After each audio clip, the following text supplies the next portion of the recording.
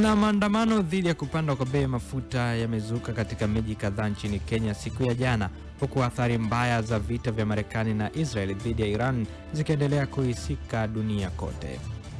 Ongezeko hilo la bei ya petroli na diesel limesababisha mgomo wa kitaifa wa sekta ya uchukuzi, hali iliyoacha maelfu ya abiria wakiwa wamekwama na wengine wakilazimika kutembea kwa miguu kuelekea katika maeneo yao ya kazi.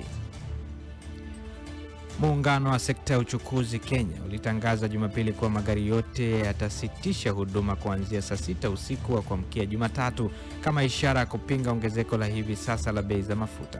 Kwa upande wake, jeshi la polisi limesema kuwa litachukua hatua madhubuti kukabiliana na uvurugaji wowote wa amani.